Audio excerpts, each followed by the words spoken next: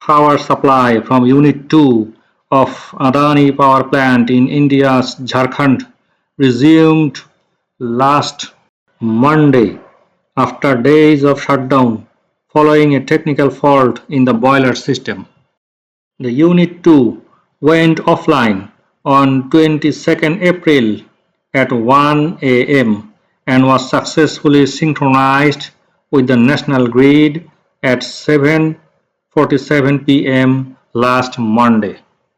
By 9 pm, power supply from both units of this power plant recorded 921 megawatt. The Bangladesh Power Development Board officials noted that it typically takes 4 to 5 hours for a coal-fired power plant to return to full generation capacity after restarting. Data from Power Grid Bangladesh plc, which monitors power demand, generation and load shedding, showed supply from the Adani plant gradually increasing through the evening, rising from 644 megawatt at 6 pm to 721 megawatt at 7 pm and 783 megawatt at 8 pm. Earlier, Power Development Board said that a bearing issue linked to the boiler's air preheater forced the shutdown of Unit 2 on 22nd April to avert further damage. The disruption reduced power supply from the plant to around 764 megawatt from nearly 1500 megawatt against its total capacity of 1600 megawatt. However, officials had initially indicated that Unit 1 was affected by the boiler issue. Power Development Board later clarified that the technical fault occurred in Unit 2, not Unit 1. So, explaining the shutdown, Power Development Board said that rising vibration in the air preheater bearing prompted the authorities to take the unit offline as a precautionary measure to prevent more severe damage. Another pride moment for Bangladesh is it entered nuclear power era as fuel loading begins at Rupur. Fuel loading has begun at the Rupur nuclear power plant, marking the start of electricity generation from the facility's first unit and Bangladesh's formal entry into the ranks of nuclear power producing nations. With this development, Bangladesh has become the 33rd country in the world to generate electricity using nuclear energy. However, electricity from the plant will take some time to be supplied to the national grid. By the first week of January next year, around 1100 megawatt of electricity from the 1200 megawatt capacity Unit 1 will be supplied to the national grid. During this initial phase, the plant is expected to supply around 300 megawatts of electricity.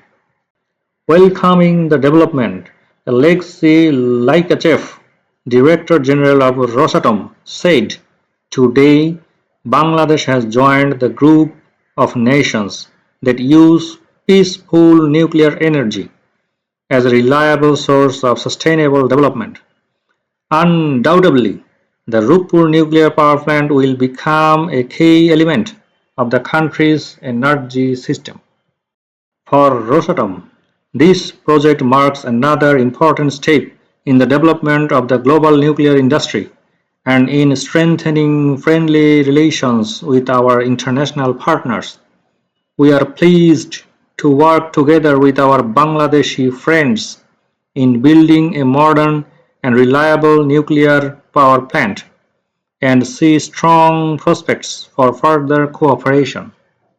Now, what's fuel loading? Do you know about fuel loading and how it works? Fuel loading is one of the most sensitive and technically complex stages of a nuclear power plant's commissioning. It involves placing uranium fuel into the reactor core to enable controlled nuclear reactions. Instead of fossil fuels such as coal, gas, or oil, nuclear plants use small uranium pellets weighing about 4.5 to 5 grams. These pellets are encased in zirconium alloy tubes to form fuel rods, which are then bundled into fuel assemblies. At Unit 1 of the Rupur plant, a total of 163 such fuel assemblies will be installed inside the reactor core using a specialized automated refueling machine. The entire system has already been tested using dummy assemblies to ensure operational readiness. The process is being carried out under strict safety protocols, with trained Bangladeshi operators working alongside experts from Rosatom. During loading, the reactor vessel remains filled with water to help shield radiation. Each assembly has a predetermined position within the core, as the configuration directly affects reactor performance and safety. After installation, control rods, which regulate the nuclear reaction, will be tested to ensure proper functioning. The entire fuel loading process is expected to take around 45 days. Once completed, the reactor will be brought to a minimum controlled power level in a phase known as first criticality, where a controlled chain reaction begins. Each fuel assembly is about 4.6 meters long and weighs roughly 750 kg, containing approximately 534 kg of fuel. Each uranium pellet, despite weighing just a few grams, can produce energy equivalent to about 1 ton of coal and can power a household for several months without emitting toxic fumes or carbon.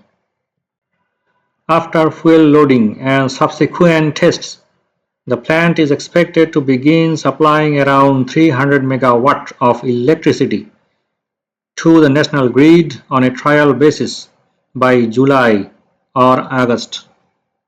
The generation capacity will then be gradually increased, with Unit 1 projected to reach its full capacity of 1200 megawatt by the end of the year or early 2027. Thanks for watching. Stay with us.